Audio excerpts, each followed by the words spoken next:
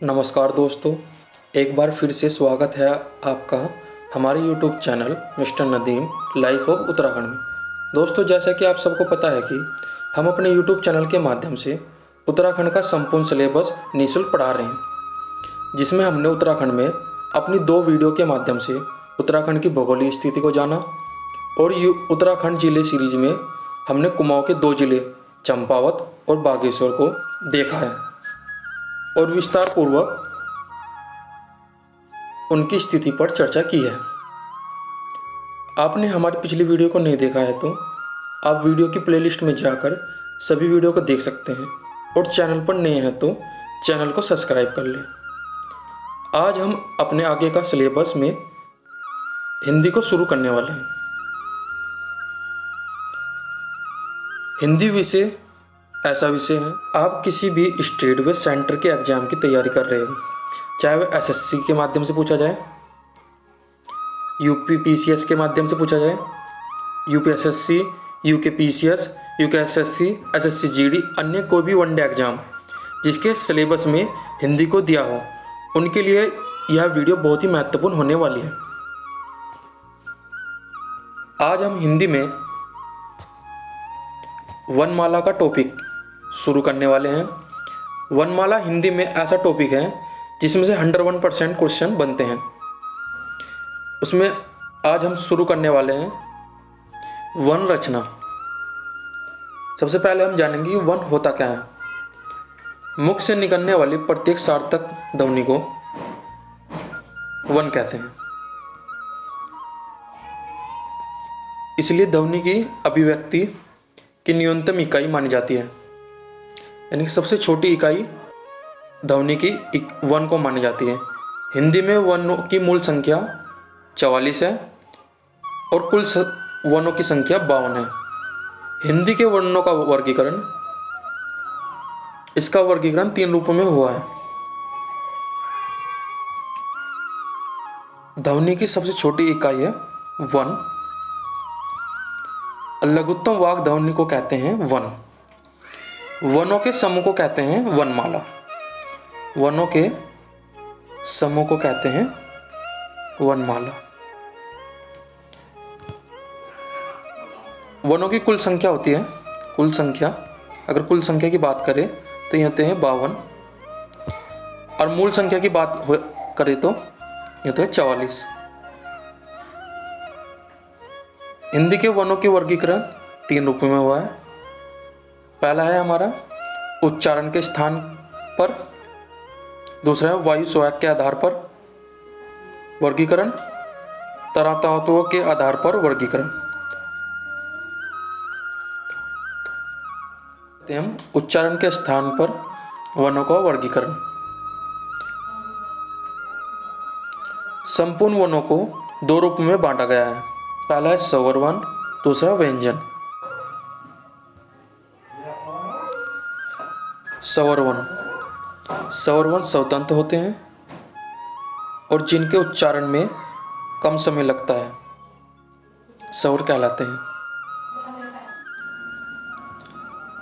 स्वरों को मात्रा भी कहते हैं।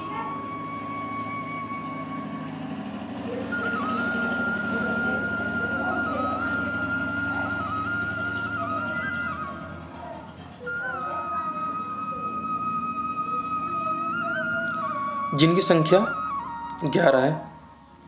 अ, आ, ई, उ, री, ए, ओ। स्वर वन के भेद। स्वर वन के मुख्यतः भेद 2 होते हैं और कुल भेद होते हैं 4। भेदों की बात करें तो ह्रस्व स्वर, दीर्घ स्वर, संयुक्त स्वर, प्लुत स्वर। कुछ विद्वान संयुक्त स्वर और दीर्घ स्वर को एक साथ जोड़कर स्वर वन के भेद कुल 3 मानते हैं, परंतु स्वर वन के कुल भेद 4 माने जाते हैं। ह्रस्व स्वर, जिन स्वरों के उच्चारण में अत्यंत कम समय लगे उन्हें ह्रस्व स्वर कहते हैं। इनकी संख्या 4 है। आ ई उ री। हसु स्वर वर्णों को मूल स्वर भी कहते हैं। दूसरा है हमारा दीर्घ स्वर। दीर्घ स्वर वे होते हैं जिनके उच्चारण में हसु स्वर से दुगना समय लगता है, उसे दीर्घ स्वर कहते हैं। इनकी मूल संख्या 3 है, कुल संख्या 7। मूल संख्या आ बड़ा ई बड़ा उ। संयुक्त स्वर वह स्वर होता है जो 2 स्वरों से मिलकर बनते हैं, उन्हें संयुक्त स्वर कहते हैं। इनकी संख्या 4 है। ए ओ।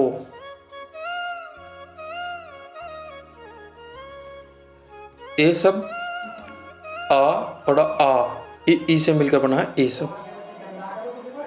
ए शब्द बना है आ बड़ा आ ए से मिलकर बना है।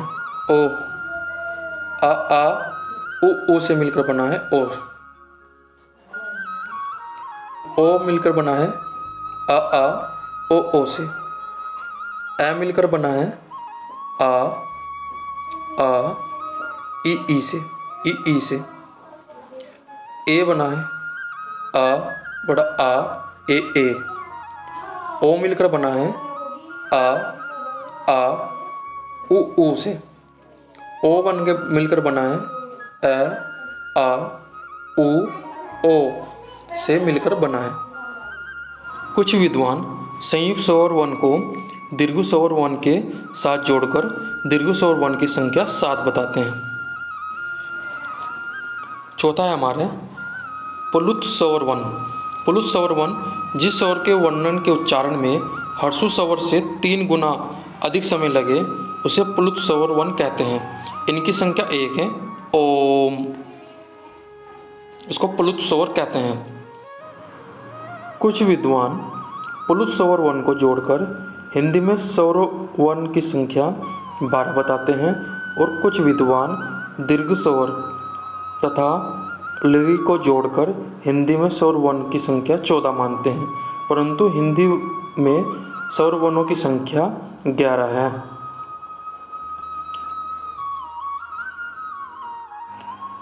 अंग और अन ना ही स्वर माने जाते हैं और ना ही व्यंजन। इन्हें अयोग्य वर्ण यानी नपुंसक वर्ण कहते हैं।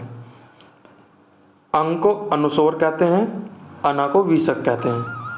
हिंदी में मूल स्वर वर्ण की संख्या 4 है। आ ई उ री। आ शब्द शहीद वर्ण है। शहीद वर्ण का मतलब यह होता है कि जो किसी के साथ भी अपना रूप बदल लेता है यानी कि ढल जाता है, उसको शहीद वर्ण कहते हैं। तो आ हमारा शहीद वर्ण है। आज हमने हिंदी में वर्णमाला का टॉपिक को शुरू किया था, जिसमें आज हमने स्वर वर्ण पर विस्तार पूर्वक चर्चा की है। अपनी नेक्स्ट वीडियो में हम व्यंजन वर्ण को विस्तार पूर्वक चर्चा करेंगे। तब तक के लिए धन्यवाद।